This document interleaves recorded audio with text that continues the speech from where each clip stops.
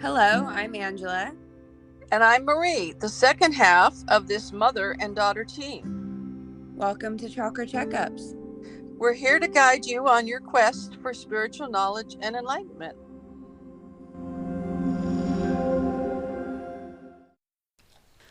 Welcome to the world of Chakra Checkups. Here for another episode. You better be kidding me. Why not? We're going to attach a 900 number. We don't have to.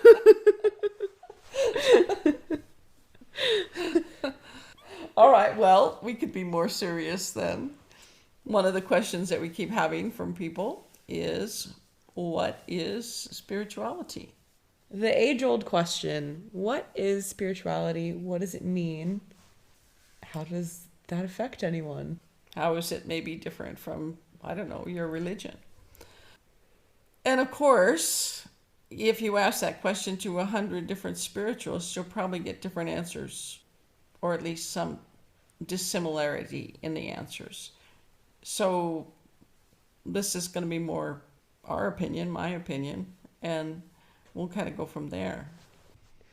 Okay, so sure, different people have different opinions and explanations of what is spirituality, but we're not talking to everyone, we're just talking to you.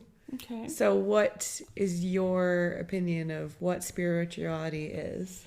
Well, first we'll talk a little bit about what it's not. It is not a religion, and there is nothing in spirituality that is in conflict with almost any religion as far as from the point of the spiritualist. Okay. Many religions might have trouble with people that are spiritual, but spirituality does not conflict with religion. So it doesn't matter. You can be spiritual and be a Catholic or a Muslim or any of the hundreds and hundreds of religions, and that's not going to change anything. The premise of spirituality is that you have a mind, body, and spirit. And an active part of your spirit is your soul. Mm-hmm. And that's the biggest single thing that defines it. That you recognize that you are a entity that has this mind, has a soul, has a body, and that entity, that all those things that combine to be you as that person, is active and important and powerful. And for me, what I try to teach people about spirituality is that you also govern and are responsible for your soul body, and your spirit. Mm-hmm. And you are the ultimate one in charge. You're the one that dictates your level of protection, what you do, where you go. None of this is unconscious, or you're not being led by anyone. You are the one that is legislating what happens in your energy body, what comes, what goes, what's there, what's not there. And to a great degree, greater than most people even have a inkling of recognizing, the level of consciousness about your soul and your spirit is also regulated by you. So the journey of spiritualism is to actually know yourself, to know that, yes, I am a person with this huge amount of energy available to me, this very active soul body, the part of me that is my soul can travel, even sometimes backward and forward in time, can go into the astral, can talk to past relatives, can interact with angels, can come back into my body, and that's all perfectly natural, and it's not anything that's only something that I can do. Those are things that every single person out there can do. Okay. And in spirituality, you're just learning to adapt to that, to those facts. Oh, is that all? That's all. I mean, it's like believing in air. Some people, or believing the earth is round. Some people don't believe that the earth is round. But the earth is round, or roundish. Okay. And you can believe whatever you want. It's still round. You may or may not believe that you have an active soul, but you do have an active soul. Everybody does. And they do have chakra systems, and they do have energy centers within their body and their soul. And those are just the way it is. It's like breathing air, or the fact that there's electricity. It's just there. You don't necessarily have to believe in it. Even if you totally don't believe in it, you still interact in it. Okay. And sometimes there are people come to me and say, I totally don't believe this. I think this is all bull, And I say, that's fine. And then I will do something with their soul, like a soul retrieval, and they're stunned. And they say, how come I feel that? How come I now feel better? How come all of this is happening? Mm-hmm. And that is because everyone has a soul. Everyone has a consciousness that can leave their body and be conscious in other realms and other dimensions. And often does, almost on a daily basis, even though you may or may not believe it. Mm-hmm. So spirituality is just recognizing that you have a soul. That you have a soul and you're in charge of that soul. Many religions require that in order to, access God or divinity or anything like that, you have to have an intermediary, a priest or a rabbi or someone that can interpret things for you and tell you what is and what isn't. In spirituality, that is not necessary. Mm-hmm. Although there are lots of people that are mediums, and I'm one of them, and we try to help people to interpret things. But from my point of view, my job is just to get people conscious enough to know you don't need me. Mm-hmm. And I'm not the one to interpret your level of belief or disbelief about what's going on with you. But I can point out that you have a system, and that system works. Yeah. Well, I feel like that's one of the things that puts you aside from a lot of the other, potential mediums out there, is that I think a lot of people do want to have that role where they need to be the one in the middle to tell you what's going on, so you keep coming back to them. Well, that's just another new religion then. Right. It's not going to be very useful. Ultimately, that's not the truth. Ultimately, all of our power is within us, within our soul and within our physical body. And we can access whatever we need with our soul and with our physical body. I was an avid reader when I was younger, and I haven't read very many books for many years about spiritualism, because I felt, why do I want to read a book that isn't somebody else's opinion, not even knowing at what level of development they're at, when I can go and get the same information directly? Yeah. And that's mostly what I've done. And that works. It works for you.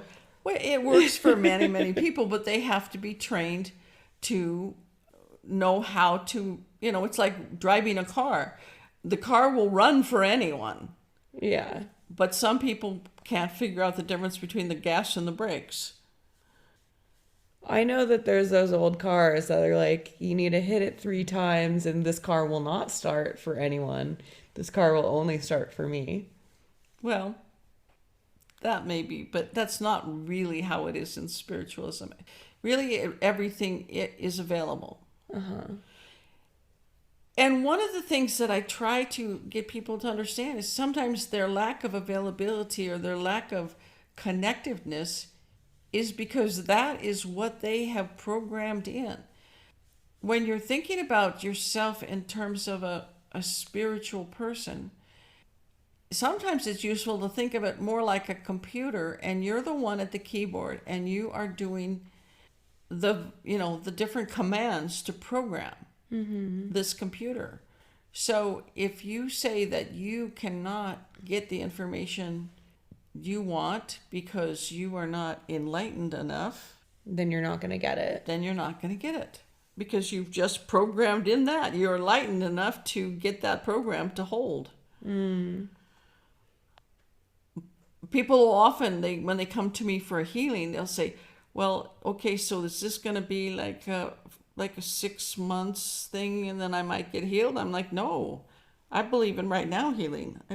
I'm not really interested in 6-month healing. And they find that unusual.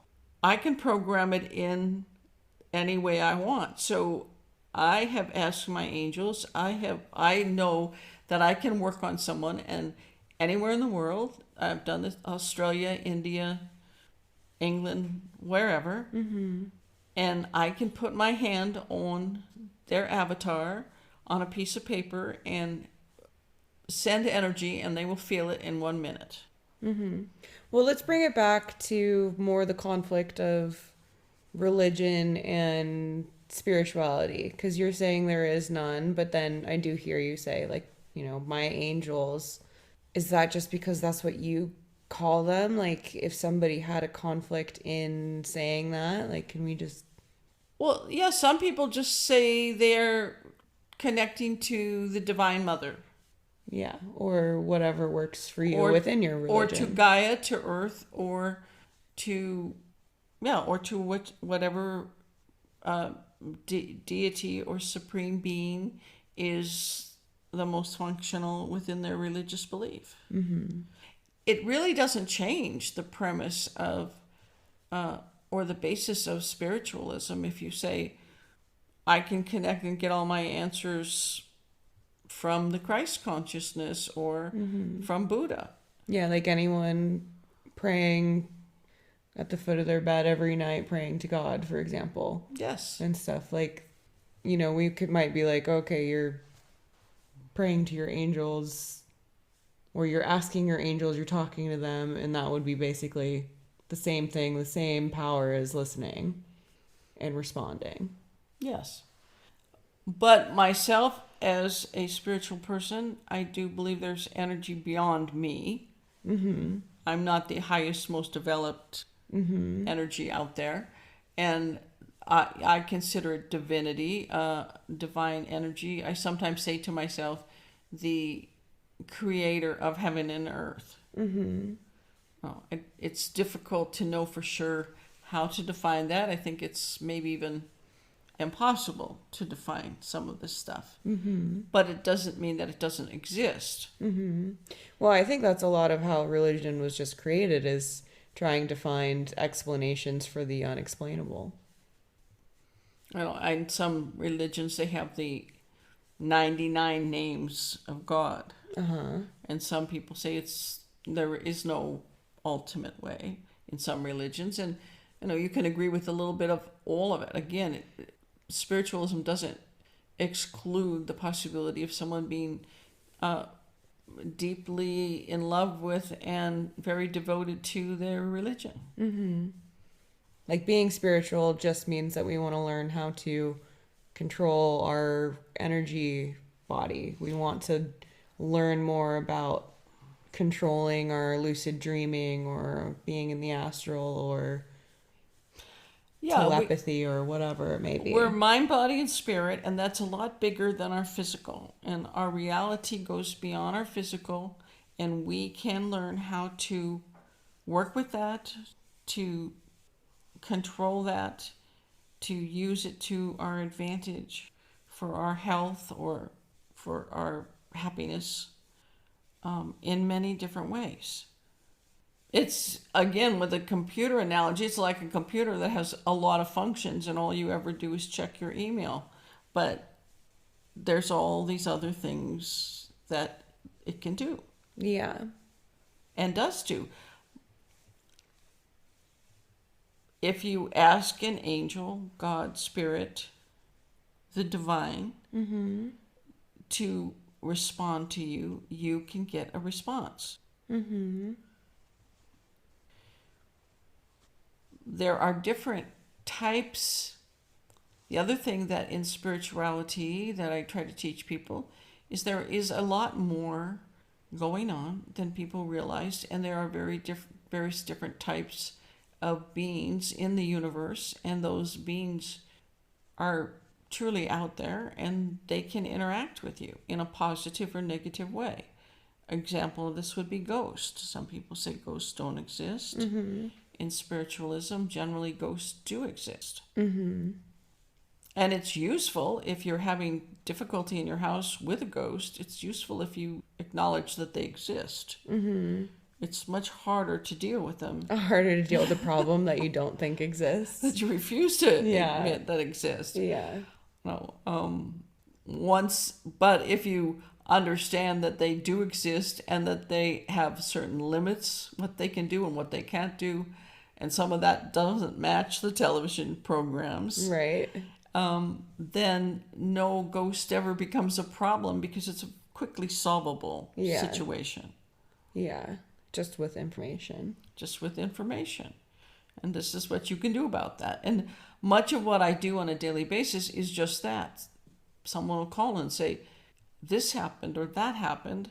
What do I do about it? And we start to talk about it. I say, okay, now I see what's going on, and here's how you can fix it. It sounds like we need to just have you write a book about this.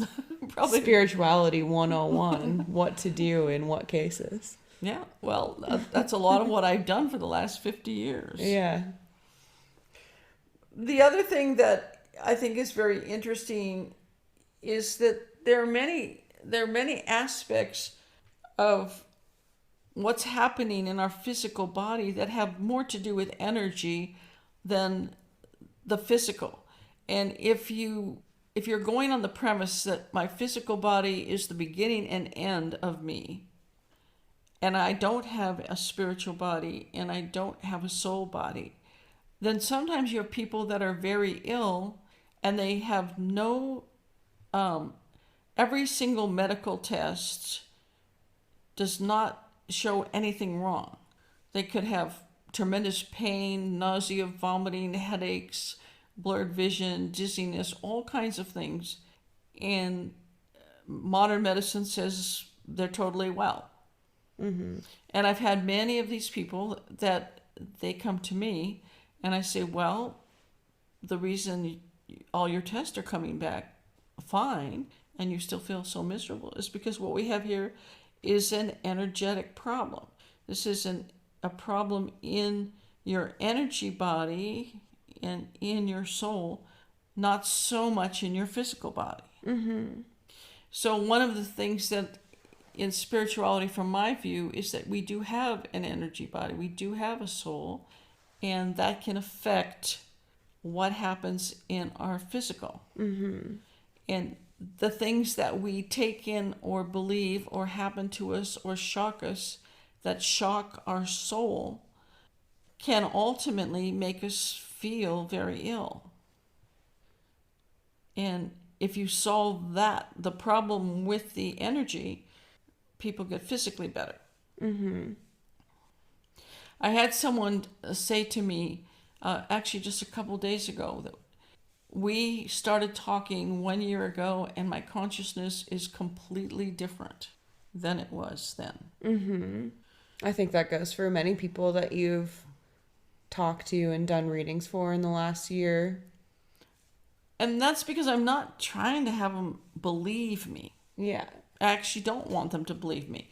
What I do is demonstrate to them in many ways how their soul, spirit, and physical body interact with different exercises and different meditations. And then they begin to feel it and feel the difference. Yeah. If I wake up and I manage my consciousness and I manage my soul and I manage my spirit, how do I feel? And generally, it's a lot better. Well, I know one of my good friends,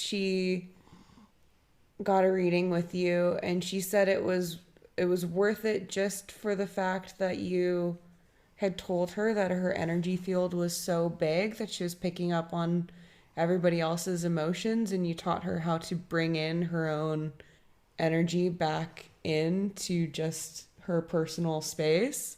And she felt so much better in public situations. She was like, that one little thing was life changing for me. And that's something I could teach someone in less than 10 minutes. Right. And the reality is, people do that. It's a counterintuitive thing that people that have been abused or attacked or scared, they'll blow out this field of energy around them.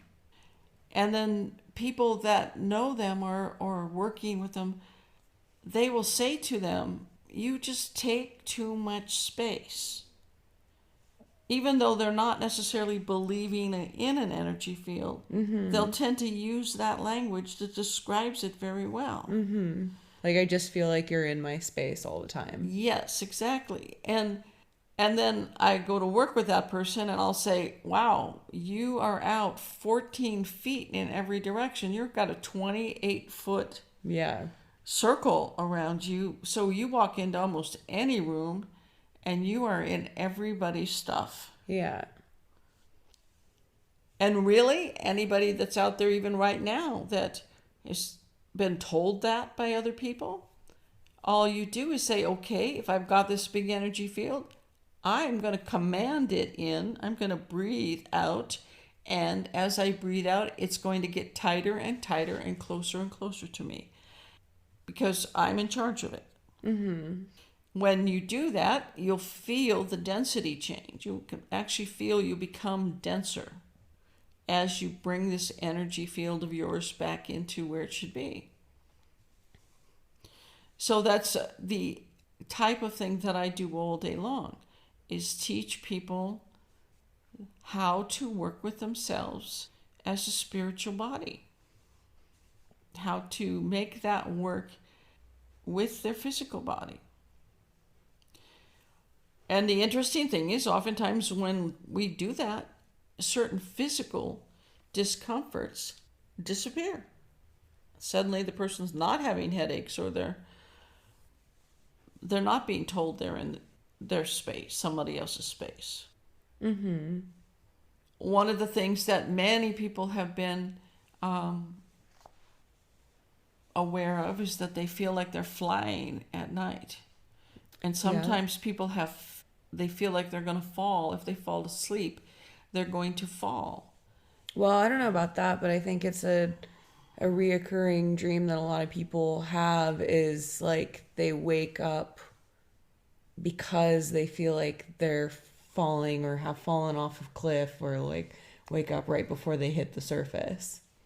And that's just simply because sometimes your soul goes somewhere and it may not be pleasant, or it might be really unusual, and you come back suddenly. Yeah.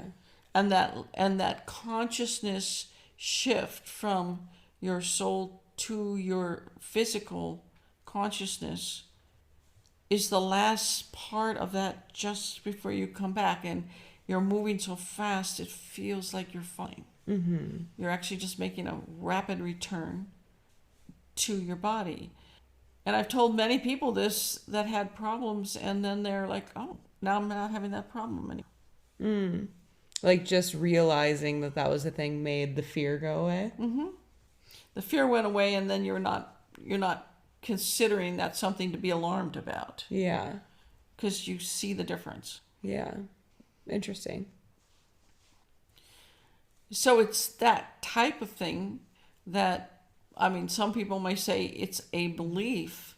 Oh, you're just describing a bunch of beliefs that you have.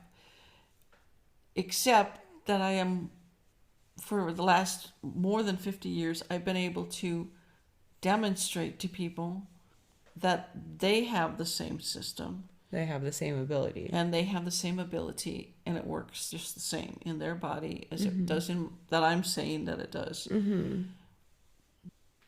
So, well, it's not really a belief system. It's just more of a science. It's more of a science. It's more of a a system, Mm-hmm. and there are rules to the system. Mm-hmm. And if you know how to work with it, you can change a lot of things in your life. One of the things that has been really powerful is having people understand that they have a soul. And if you're ever shocked or upset, you separate part of your soul from your physical body and where your soul normally resides in the area of your body.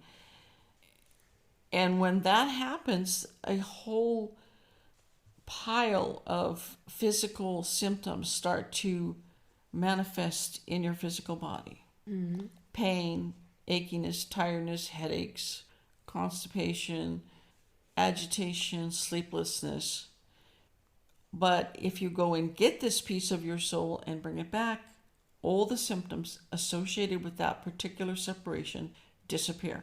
Mm-hmm. Give us an example. Okay, well, the most common one that I work with is someone who has had violent abuse. It doesn't have to be sexual abuse. It could be someone yelling, screaming at them, or someone who hit them, or something of that nature. Mm-hmm. And what they experience is a sense that they have no value. Mm-hmm. And then that often translates into drug use or alcoholism. So I go to the age when it started, and I'll say to that person, do you remember how old you were when your father first got drunk and hit you? As an example. It could also be the mother, it varies. And they'll say, oh, I know exactly that point in time. They usually will know exactly the point of time when they separate, even though they may not believe that they have a soul. Mm-hmm. And then we will go and get that piece back, and all of a sudden, they're sleeping better. They'll come back to me and say, you know, I stopped smoking pot now, and I'm not drinking. I just don't feel like I need to anymore. Mm-hmm. And it's very fast. That can happen in 5 or 6 days. They reintegrate this energy, and the string of dysfunction starts to dissolve, and they don't feel the need for whatever they were doing. Mm-hmm. They start to see it differently. It's so fast when you do a soul retrieval. It's so effective. It's stunning. Mm-hmm. It just really changes. And I learned that from the angels because I had tremendous body pain for so many years from having an abusive family. And when I brought a piece of my soul back this one particular time, my pain went from 100% to less than 25% in that moment, and it never came back. The pain never came back. Yeah. So I thought, wow, if this works for me, I wonder if this is going to work for all these other people, and started. And usually the answer is, if it works for me, it will work for other people. Yes, exactly. And I found it works tremendously well. Mm-hmm. It works tremendously well. So you're just working on the premise that, yes, there's something disassociated in your soul, and you need to work with that, with that energy, take control of that, and it's all going to get better. Mm-hmm. So I also work with the chakras, and with the idea of that is that you can, whatever you put into your chakra goes into the universe, multiplies it, brings it back, and that's what you experience in your physical life. Mm-hmm. And many people, and of course that's governed by what you think. And part of spiritualism is realizing that thoughts are things. They're not nothing. They're not just, I thought that and it doesn't mean anything. Every thought is a thing, and every thought will stick to and multiply with any similar thought. Mm-hmm. So in spiritualism, if you wake up every day and say, my life is crap, I'm useless, I'm ugly, I can't do anything right, nobody likes me. All of those are like little computer programming chips. They go into your system, they program your chakras to make that what you want, what you think. Because that's your internal dialogue. That's your dialogue. That's the way you manifest is to see something, say it, and then do it.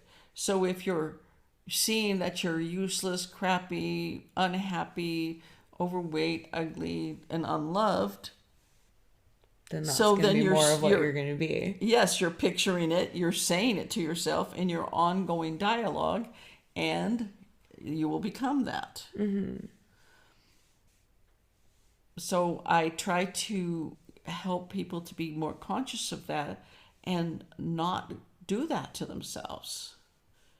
Begin to realize that they are a person of light and beauty and tremendous power and love. Let's see that manifest. Ultimately, I want to change consciousness in the world and have everyone conscious of their energy body, conscious of their soul. We had a little boy who was running away from bad thoughts at school, and they were going to throw him out of his school.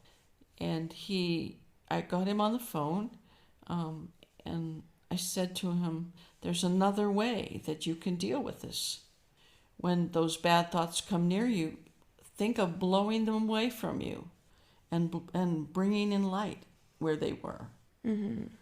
And he said to me on the phone, like this, whew.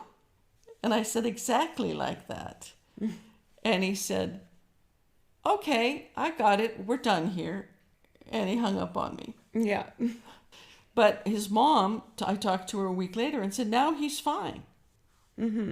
Now he's not running away. He's found the solution. It works, and now it's all good. And he found an energetic solution for an energetic problem. And a lot of spiritualism is about that, finding an energetic solution for energetic problems and seeing that we are not just the physical body.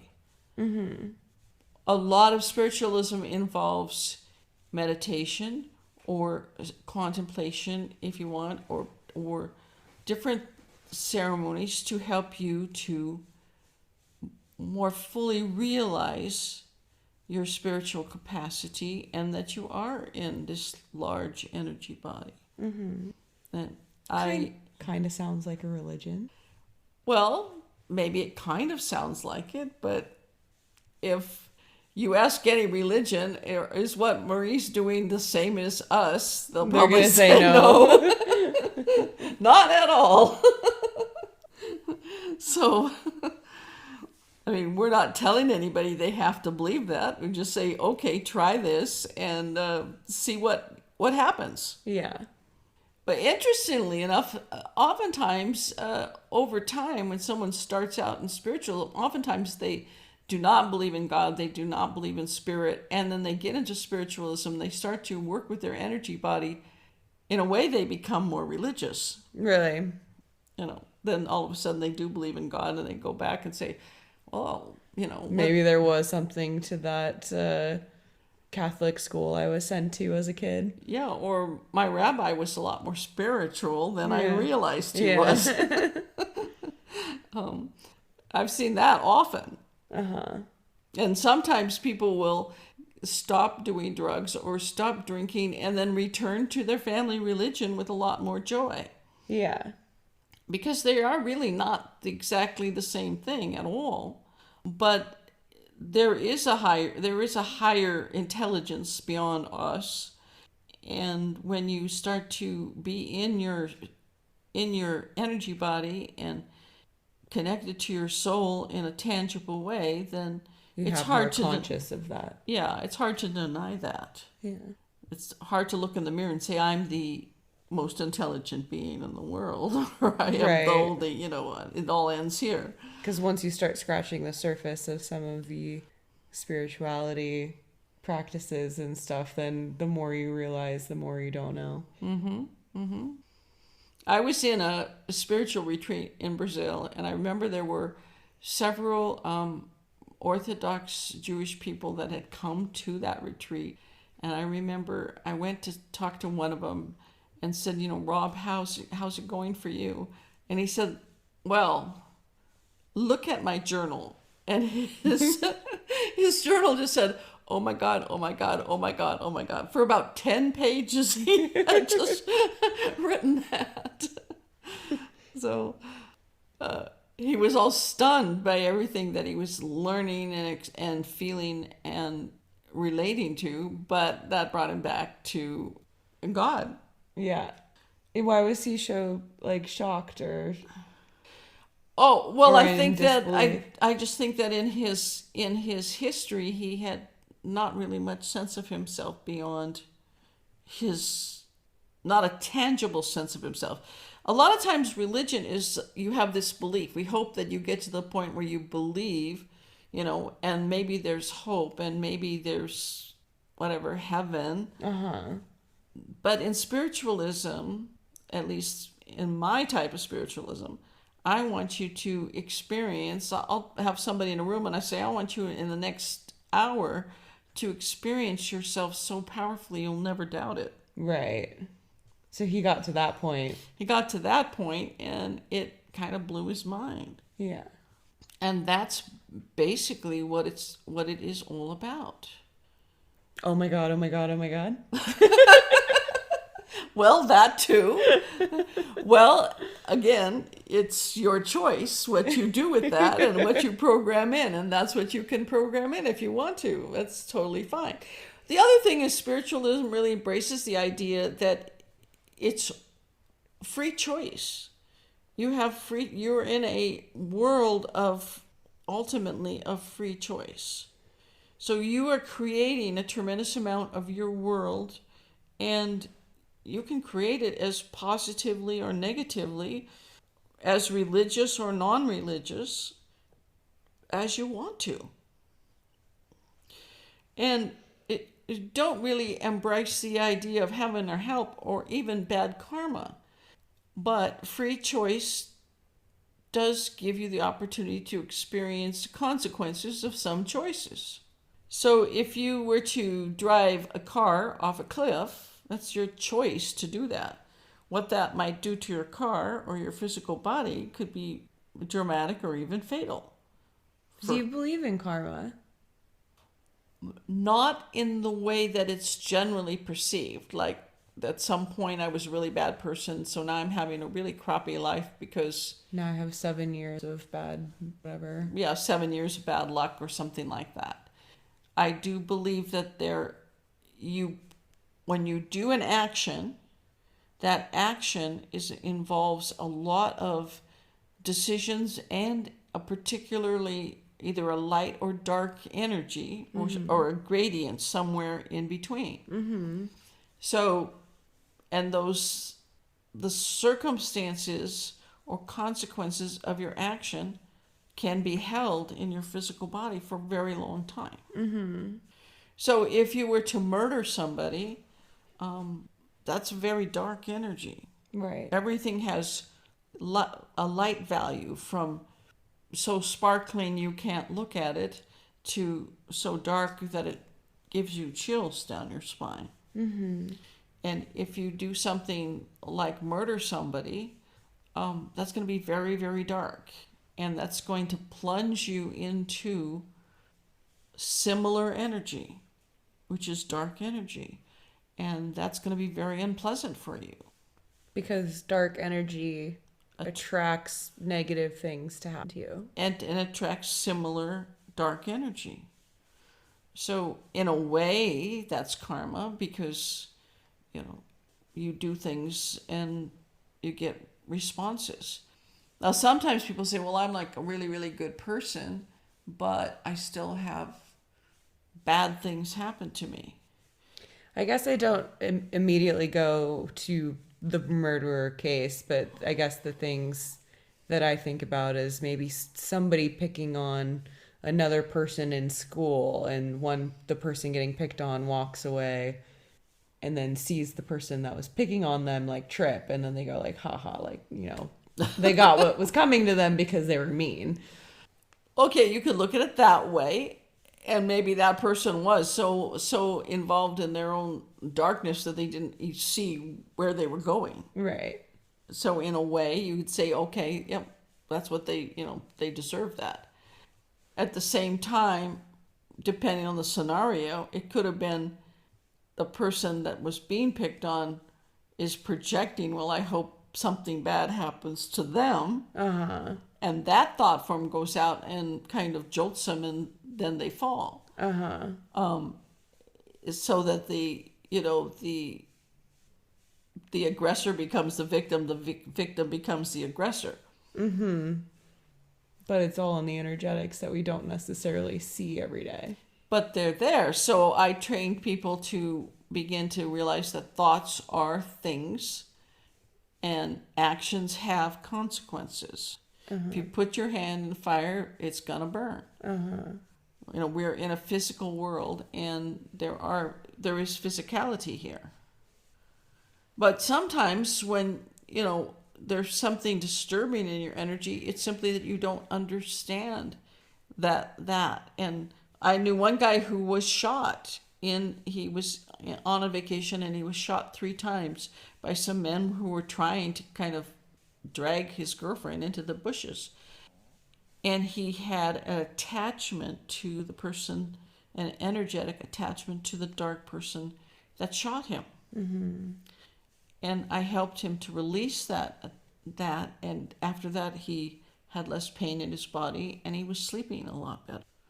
He felt like he was always afraid, and someone was always looking over his shoulder. But if you looked over his shoulder, you would see the dark energy of the person that shot him. So he wasn't wrong. It was just like not completely visible to the untrained eye. Or And he thought maybe it was someone stalking him, so he didn't interpret it properly. But it was a really quick and easy thing to fix. And how did you solve that? By doing a detachment, showing him how he is in charge of what's in his body, and if this dark energy from this shooter, if he didn't want that around him anymore, he could repel that, take that out by firmly stating, this is not allowed in my energy. I will not process this in my physical body anymore. I don't want this energy anywhere around me, and I am demanding that it go out. And many people have had that type of a problem on a more minor level. Just somebody at work doesn't like them, and they're constantly sending them bad thoughts or something of that in nature, and you just need to get those things out of your system, and then things start to look lighter and brighter. Yeah, I gotta say, a lot of the exercises that you have people do or have had me do, they are relatively quick, easy, and effective, more so than I would have thought them to be, for sure.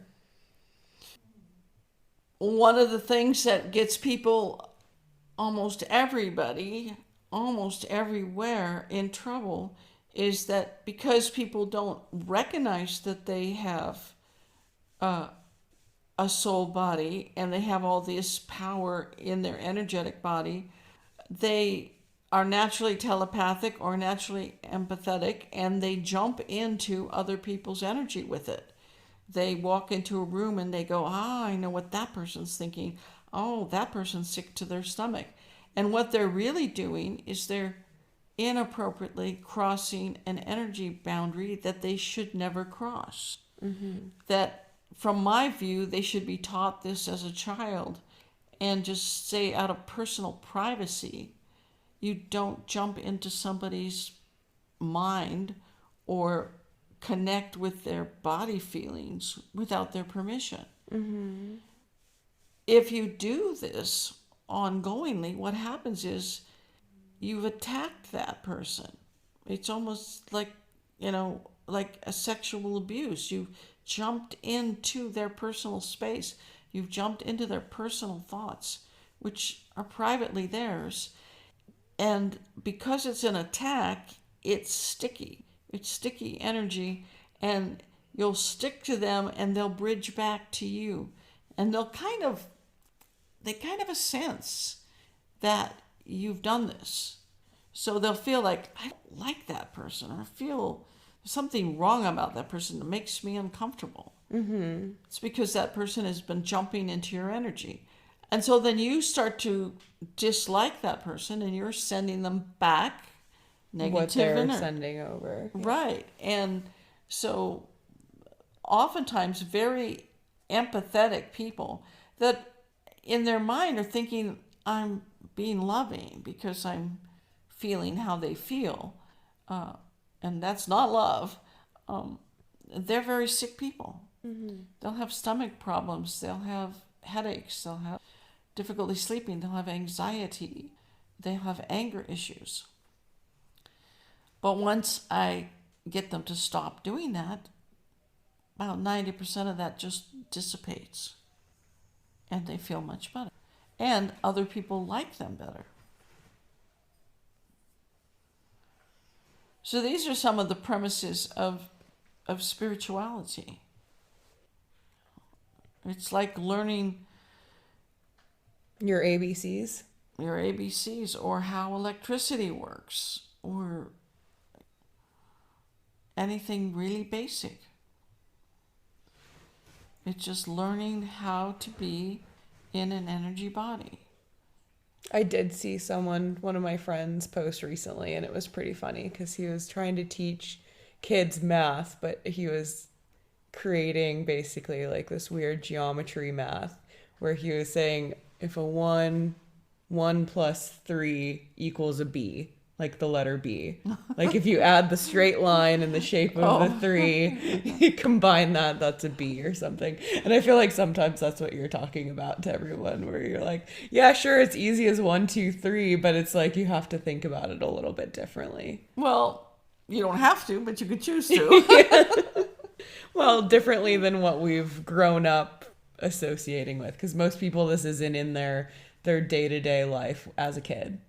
And maybe it should be, but it's not in the school system. It's not, like, most parents aren't aware of it.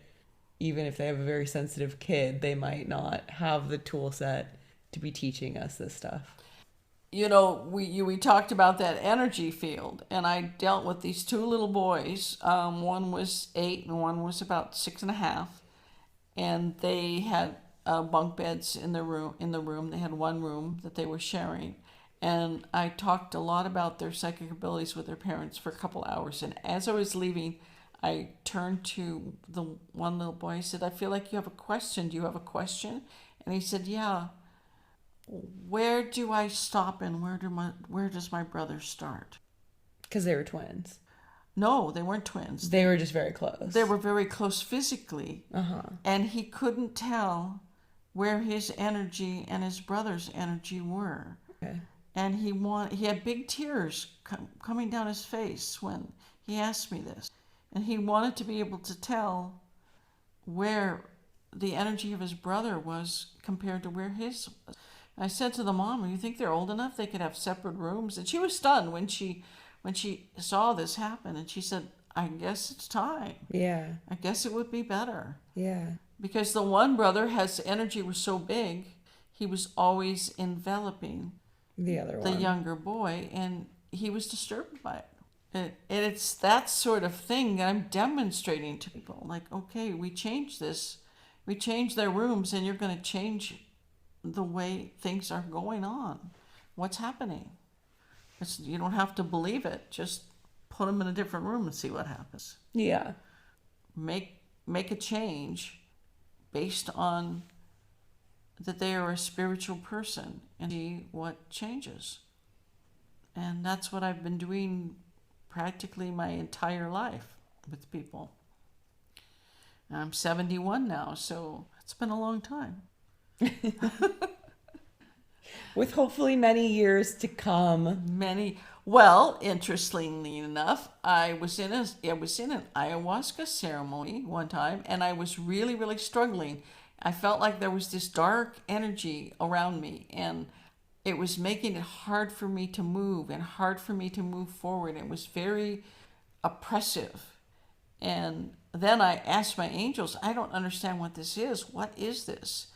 And the angels literally said to me, it's your future self fighting with this very firm idea that you have that you're going to die when you're 55. Mm-hmm. And as soon as I realized that, I went, oh, that's what it is. Well, I'm willing to live longer. The energy stopped and went, and I felt better. And we're glad to have you here. Yes. So if you want to find out more about your spiritual body, you can go to our podcast. Well, you're on the podcast. They're already listening if they're listening to this. Oh, that's right.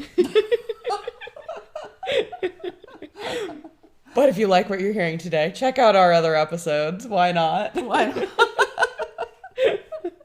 That's right. They probably wouldn't be doing it. All right.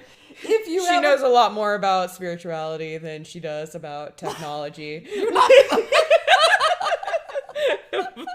But that's okay. That's what I'm here for. That's your karma to have to deal with. Give us a like, share this podcast with others, talk about it, engage with us, tell us what you think, and we'll get you another episode out shortly. Send us some questions. See you later.